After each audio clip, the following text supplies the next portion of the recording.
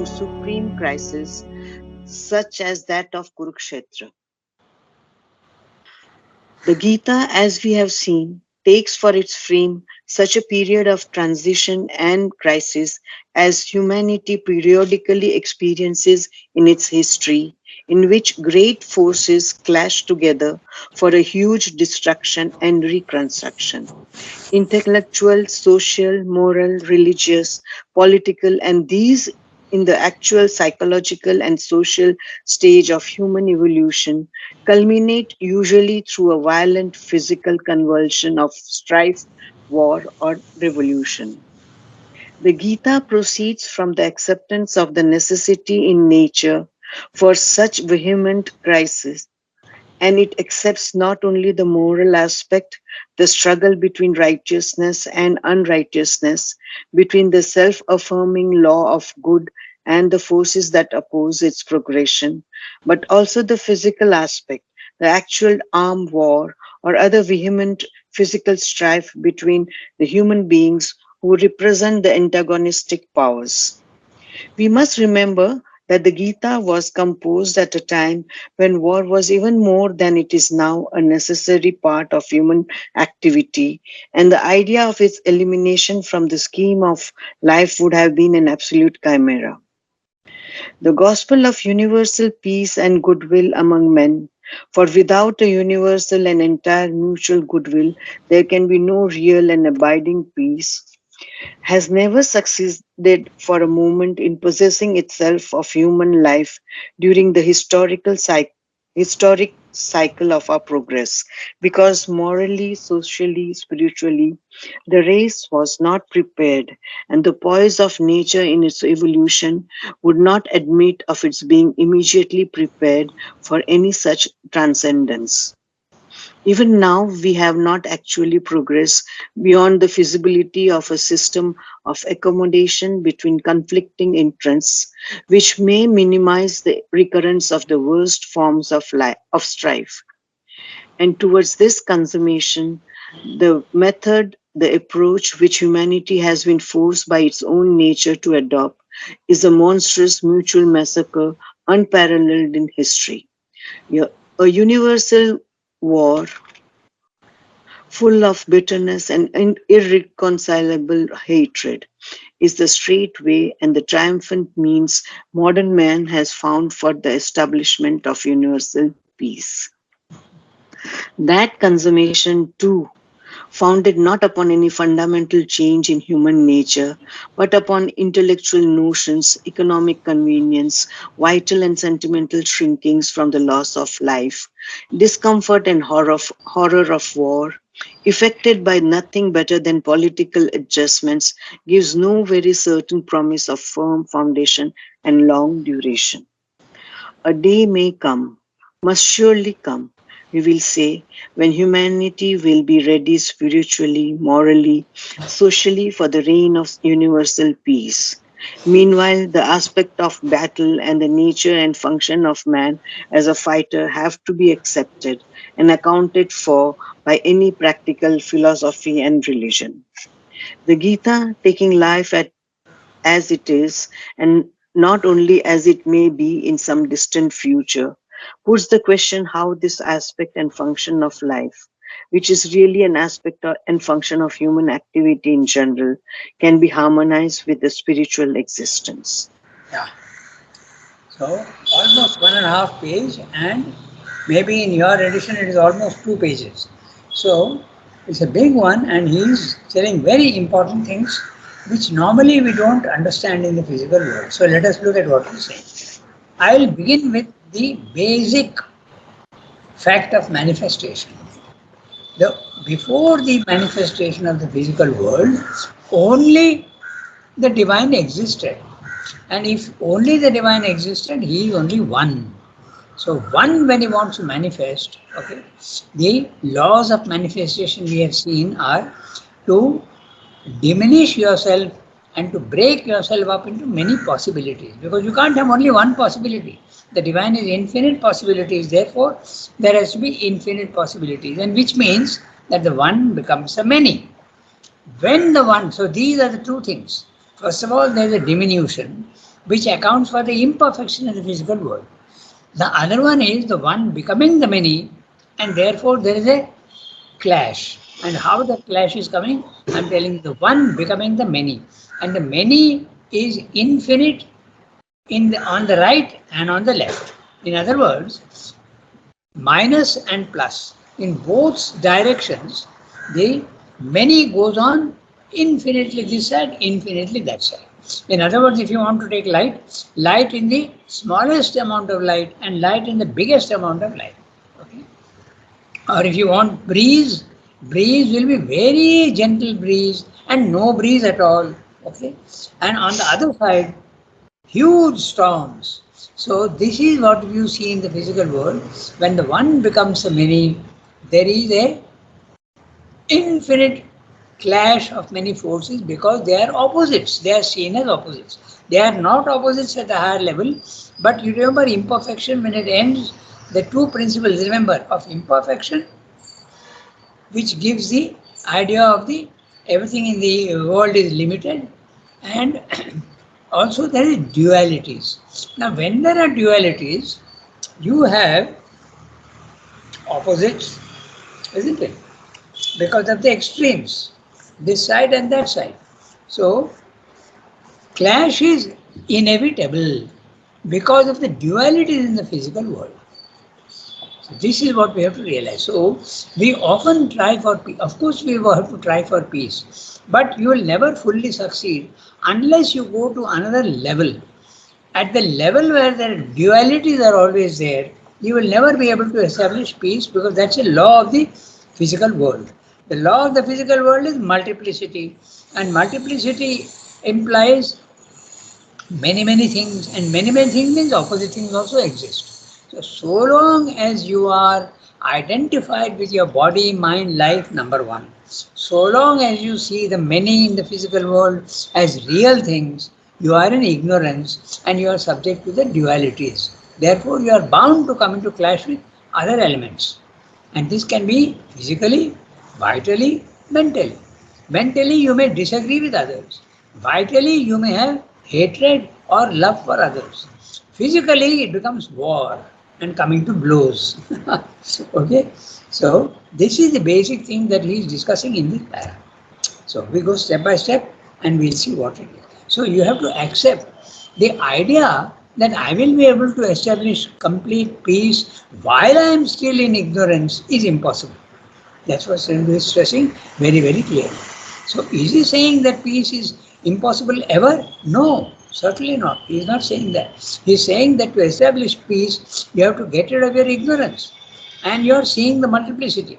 When you start seeing that there is no multiplicity, there are no dualities, but there is a harmony, which you start seeing at the spiritual planes of consciousness. If you start seeing that, then how can there be war? Everything is harmonious. So this disappears. The dualities disappear in the second level of the spiritual planes of consciousness. Keep this idea in mind. It's very interesting. The idea that the dualities, okay? So the three planes of consciousness. Okay? They are not actually three planes, but they are three levels. So I just keep that because I find myself that this concept is extremely useful. There is level 1 of ignorance and multiplicity, and that is composed of three levels: the physical, the vital, and the mental. And we have a body, we have a vital, and we have a mind. So therefore we are in level 1. But when your consciousness goes out to level 2, which I call the spiritual planes of consciousness, and which Sri calls the ideal planes. Whenever he uses the word ideal planes, he means these. And he has divided that into four basic planes: the higher mind, the element mind, the intuitive mind, and the overmind. And in each way, when you are rising, you get more and more knowledge and more power and more understanding of things. The last level is the supermind. When you go to the supermind, all the problems of life get solved. Okay? Even they don't get fully solved in the spiritual planes of consciousness. Spiritual planes of consciousness, the individual is solving his problem of suffering, okay, but not the society. So there has to be a society, a collection of individuals who are at a higher level of consciousness, and within them there will be peace and calm, but not at the lower level. So man is bound to come into clash. That's what he's discussing here. We go into each sentence and see what he said. Then, as to human life in its actualities, in the physical world, actuality, we have to accept its aspect of a struggle and a battle, mounting into supreme crisis, such as that of Kurukshetra. I can have a disagreement with one country or with my neighbor, I can have a disagreement. But that disagreement can become intense, and it can become so intense that I come to blows with my neighbor. And that is what is happening in war also.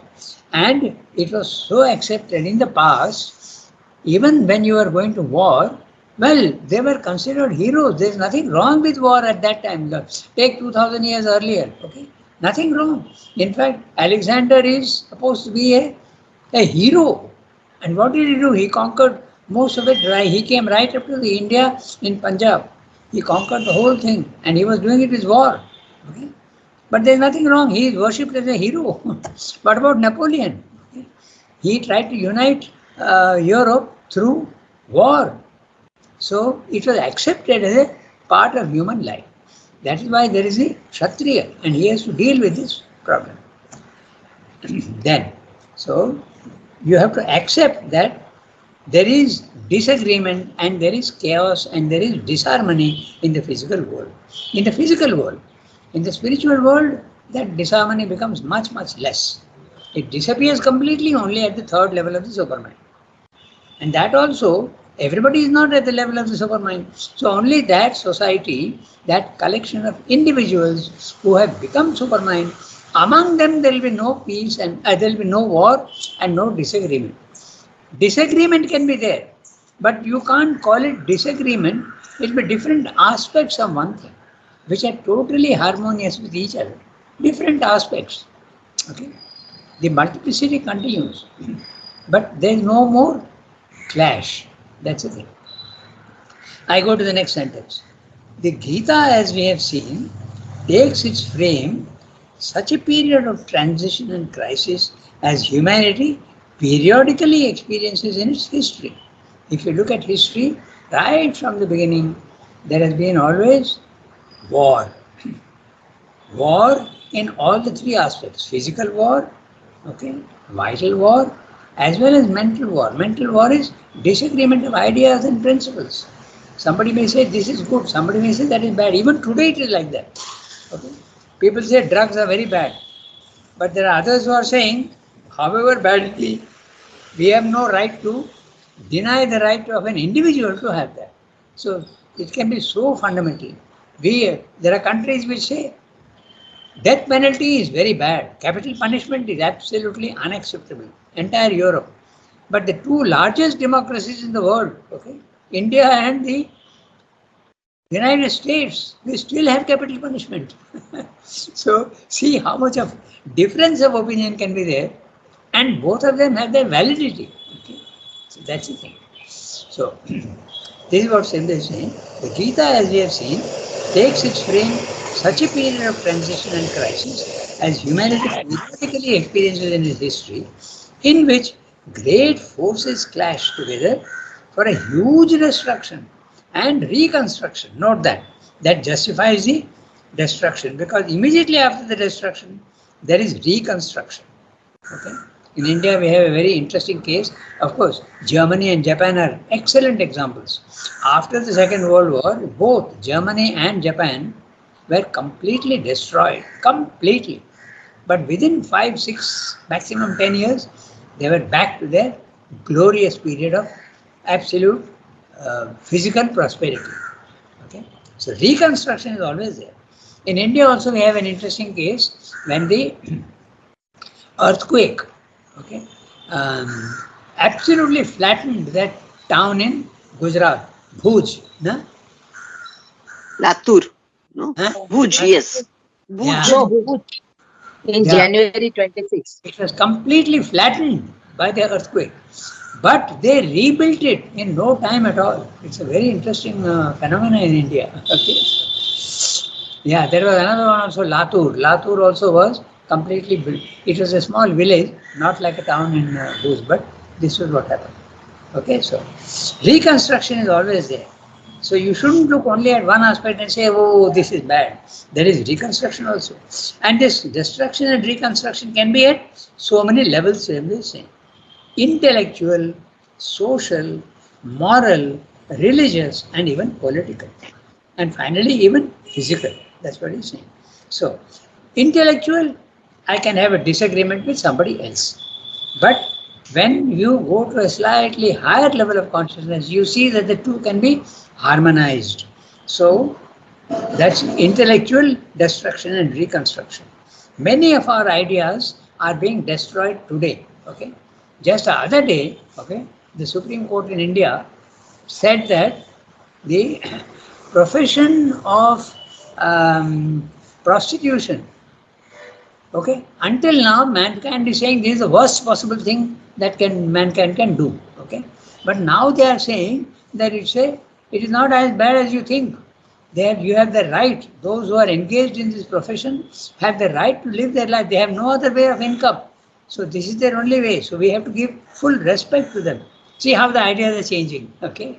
So then the other one which is very interesting also, which we have not been able to solve, is the problem of euthanasia. Okay. Euthanasia is a problem which we have not been able to solve yet. Taking life with the idea of mercy and kindness, or letting him live with suffering, which is better. That problem we have not been able to solve. There is the problem of dualities in the physical world. Okay, so intellectual, then social. Intellectual also, there is another example, very interesting example, which we thought was absolutely wrong, but now all over the world people are changing. Okay, that is that the homosexuality. Okay, so that was considered very bad, but actually they have seen that it's a defect of nature. At the gene level itself, this thing is there. It is deep rooted. It's not something that the man decides by. It is driven by nature. Okay? He is a machine. He has no choice. It is done automatically by nature. So it has been seen that even animals, it exists. So mankind has completely changed their idea about it. The most famous case in this one is the Oscar Wilde. Yeah? He was so sensitive and such a magnificent writer, but he had this problem and he was jailed, poor fellow. But now they have seen that that's very, very unkind and that need not be done. So intellectual ideas go on changing, okay, clash, and destruction and reconstruction. Then social. Okay. Social also, some things which are there in one country is acceptable, is not acceptable at other levels. Okay. Monogamy and polygamy, okay, that's one thing. Then morality, even morality also, there are so many different types of moralities. And what is acceptable in one country is not acceptable in another country. Religious most famous, Christianity and Islam and all, they all differ in their ideas. Okay? So, but we have to, when you go to the spiritual and the second level, then some of these things get solved, but not all. Finally, political. We are seeing that political difference now very much between China and the rest of the world. Okay. In other words, so long as you are at level 1 in the ignorance, you cannot avoid clash. Clash at the mental level, clash at the vital level, emotional level, as well as the political level and even physical level. That's what Sendo is saying finally. And in the actual psychological and social stage of human evolution, culminate usually through a violent physical convulsion of strife, war, or revolution. The Gita, I'm reading the next sentence. The Gita proceeds from the acceptance of the necessity in nature for such violent crises, and it accepts not only the moral aspect, the struggle between righteousness and unrighteousness, between the self-affirming law of good and the forces that oppose its progression, but also the physical aspect, the actual armed war or other vehement physical strife between human beings who represent the antagonistic powers. Remember one thing I'll explain, tell you, that even Sriramdo was not against violence to get his country, because what is your aim? Your aim is, why should you be a slave to the British? So we have the right, the moral right to fight back. When an animal attacks you, you have to defend yourself and maybe even kill it. So it is not necessarily that violence is bad. Okay? You have to do it. But Sriramdo found at that time that war against the British was not possible because India was not ready for it. Okay? So he said, we will resist at a subtler level. We will do passive resistance. That we have the right to do. In fact, he is the first one to have written that magnificent little booklet, The Morality of Passive Resistance. It's a beautiful book, very describes that I don't need to subscribe to the laws of the British. The laws that Britain has made in India, I don't subscribe. We will have our own laws, we will have our own courts, we will also not cooperate with them, we will not cooperate in any way. We will have our own educational institutions and we'll do that. Because I can't fight back. But if I could fight back, I would do it. He was not a pacifist like Gandhi. Okay? Because the aim is very great. Okay? You have the right to be independent. So, the Gita proceeds from the acceptance of the necessity in nature for such violent crises, and it accepts not only the moral aspect, that's what Srimbo justified the moral aspect, the struggle between righteousness and unrighteousness, between the self affirming law of good and the forces that oppose its progression, but also the physical aspect, the actual armed war or other vehement physical strife between the human beings who represent the antagonistic powers. Antagonistic powers, the dualities in the physical world. Next sentence. We must remember that the Gita was composed at a time when war was even more than it is now a necessary part of human activity. You had to learn how to defend yourself because you are at a level where strife is essential. If selfishness and greed are principles which exist in level 1, then your greed will want the territory of others, they will want the other property also. So you have to defend yourself. You are sure to come into clash. Okay? So, and Gita was composed at a time when war was even more than it is now a necessary part of human activity. Note the word necessary. Okay? And the idea of an elimination from the scheme of life would have been an absolute chimera. You cannot do it. You cannot have peace so long as you are at level 1. Okay? That's a whole. This is what we have to realize. We always strive for perfection, but without realizing that perfection is not impossible. It is impossible at this level. In fact, what is science doing? Trying to eliminate disease. Okay, but we are trying to do that at the level of the physical world. Will you ever succeed? The answer is a very clear no. You may be able to get rid of cholera, you may be able to get rid of smallpox, but other diseases will come up because a change of consciousness has not been done.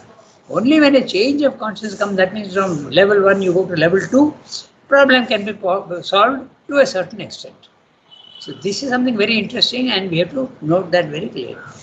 Disease as such will not be able to. In fact, what happened, we have seen very interestingly, the microbes or virus or whatever you want to call it, they mutate and come back in a different form. That's what we are seeing even in COVID. Until now, I think we have had 5 or 6 mutations, and it comes back in other forms. So you cannot solve the problem of imperfection and violence in the physical world so long as you are identified with your body mind life and you are in ignorance. That's what is being said. Very, very clear. So, would have been an absolute chimera. Look at the words. Peace can never fully succeed in the physical world. We tried to do that after the First World War by the League of Nations. Then after the Second World War, we tried again. But what was the basis? Very interesting basis. Basis is still selfishness. The 5 nations, the top nations got together and said, we will have more power than the others. Will it ever succeed? Never. Because that's exactly who was eliminated. India was eliminated. Of course, it was our own fault. But we were offered a seat in the Security Council, but we refused. Nehru said, "What will I do with that?" He refused. It's a well known fact. Otherwise, and we proposed China go into it. Otherwise, we would have been in the Security Council even at that time. So, anyway, that's another story altogether. We don't need to go into that. So, now the second next sentence. The gospel of universal peace and goodwill among men. I eliminate the parenthetical phrase. I am reading the sentence by eliminating the parenthetical phrase. Parenthetical phrase, we'll come back to it. The gospel of universal peace and goodwill among men has never succeeded for a moment in possessing itself of human life during the historic cycle of our progress.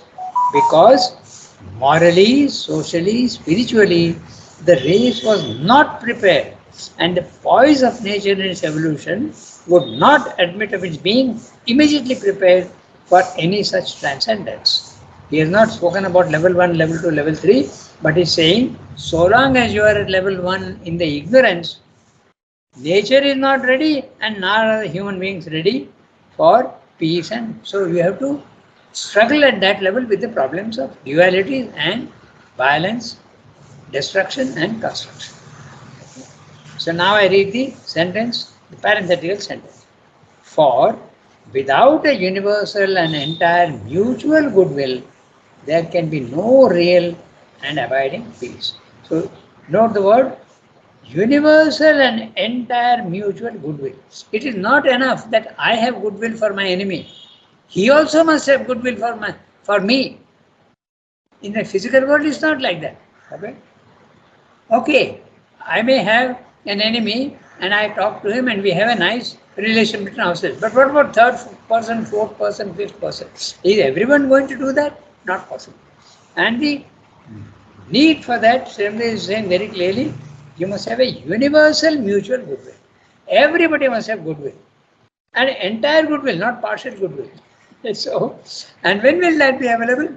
To a certain extent in the second level, but never in the first level. He is so clear about it.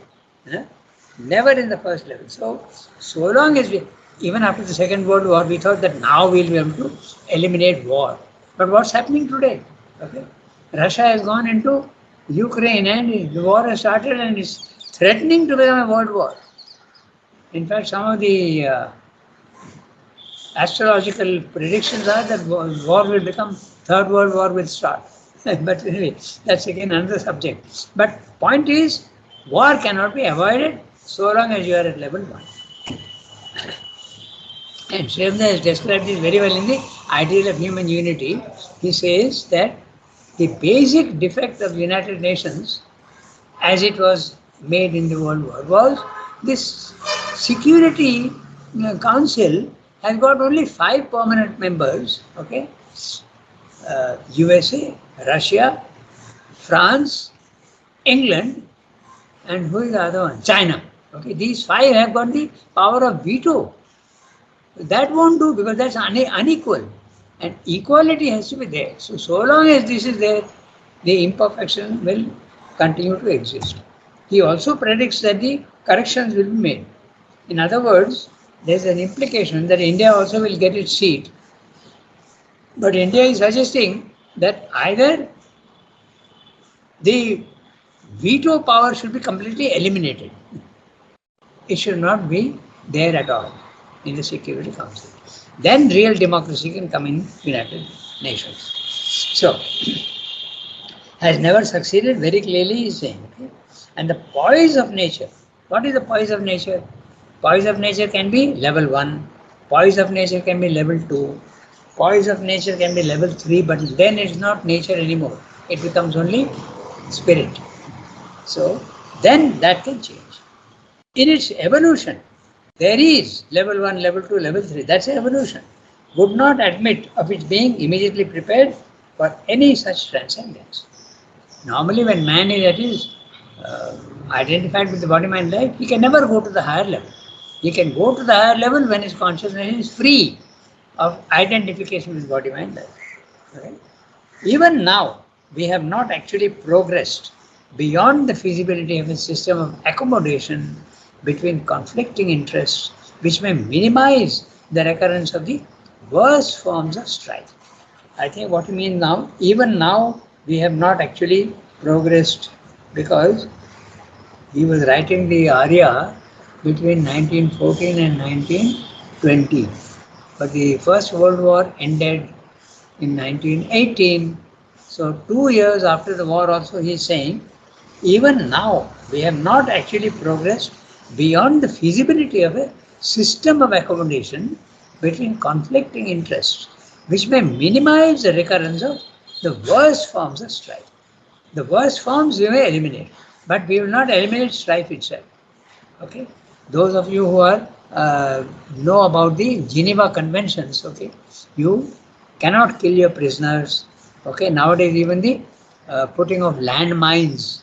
Okay, because after peace comes, these landmines become a nuisance to every nation.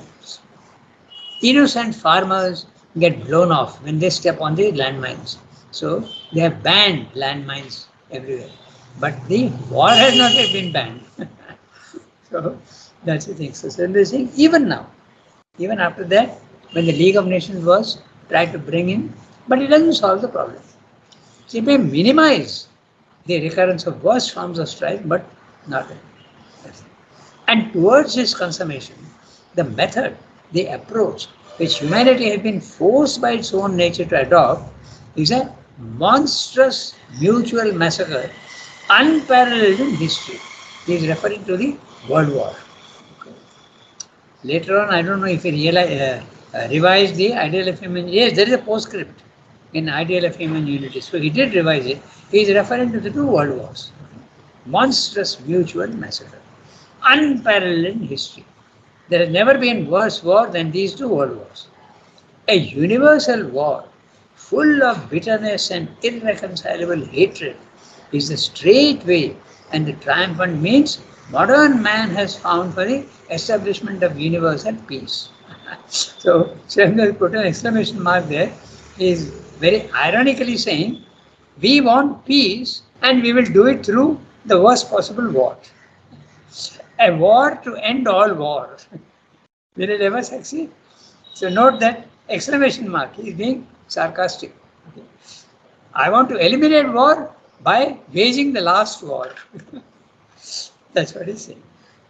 That consummation too, founded not upon any fundamental change in human nature, but upon intellectual notions, not a spiritual need, intellectual notions, economic convenience, vital and sentimental shrinkings from the loss of life, discomfort and horror of war, affected by nothing better than political adjustments. This idea he has developed fully in the ideal of human unity.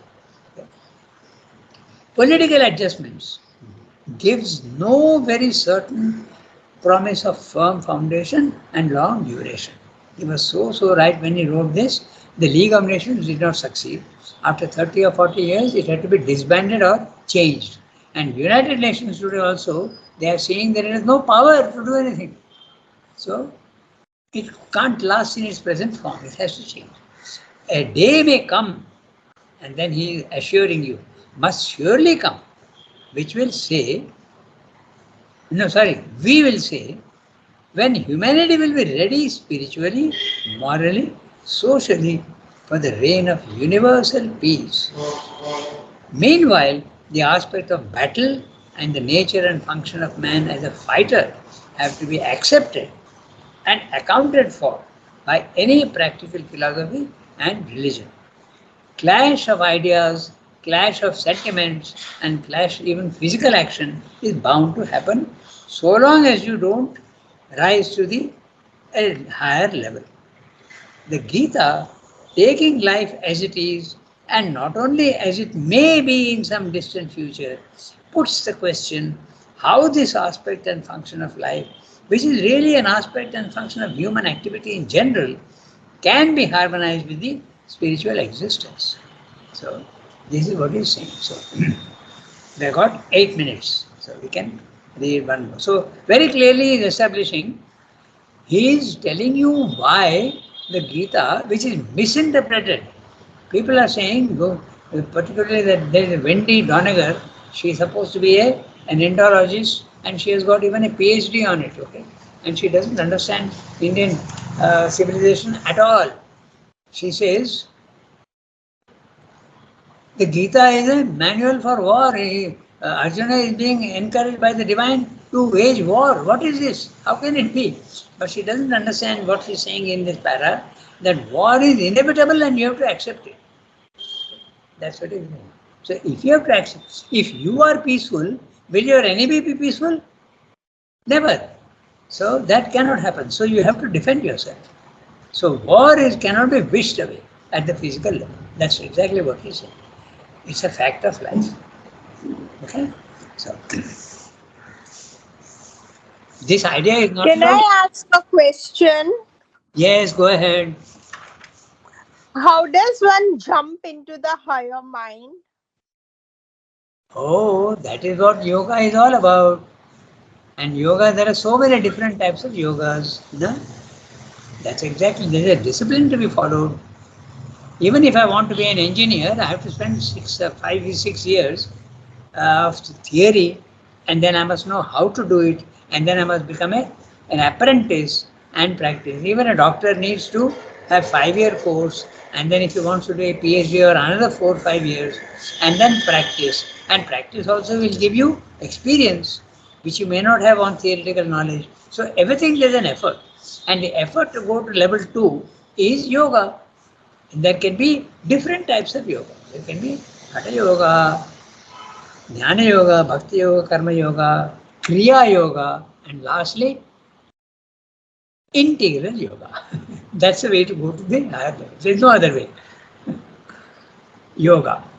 And the method has been discovered by man. Only we have to do it. And you will do it when you feel the necessity. Normally, you don't feel the necessity. Ordinary man is very, very satisfied with level 1. Very clearly. Even those who have gone to a spiritual level, I was seeing a video the other day which says that, okay, before I understood I was very satisfied. I thought that I have to go through college, get an education, get a degree, and do a job, raise a family, build a house, leave my property to my children, and then die. That's the aim of life. 90% of humanity, this is what they think. Okay? That's exactly what he said. Okay, so the question how to jump to that level 2 yoga, wanting to do it and pursuing in great earnest, then you can do it. Okay, so the time is 8:30. I got 5 minutes more. Maybe we can read it because we got 5 minutes. So now, Jasmine, you can read it. We'll just read it, go through it. So that's something, Okay. and we'll discuss it next time. The Gita is there for. The Gita is therefore addressed to a fighter, a man of action, one whose duty in life is that of war and protection. War is a part of government for the protection of those who are excused from that duty, debarred from protecting themselves, and therefore at the mercy of the strong and the violent. War.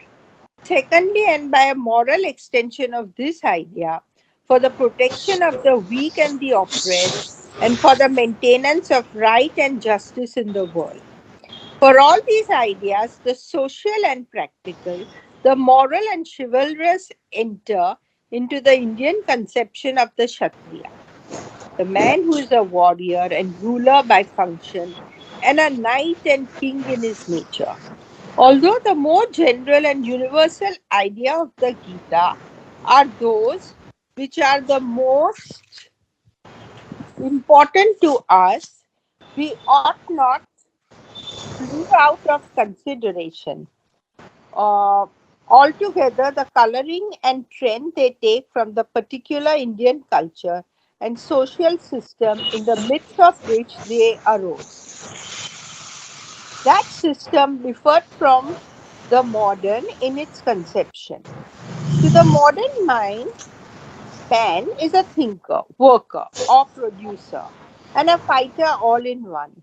And the tendency of the social system is to lump all these activities and to demand from each individual his contribution to the intellectual, economical, and military life and needs of the community without paying any heed to the demands of his individual nature and temperament.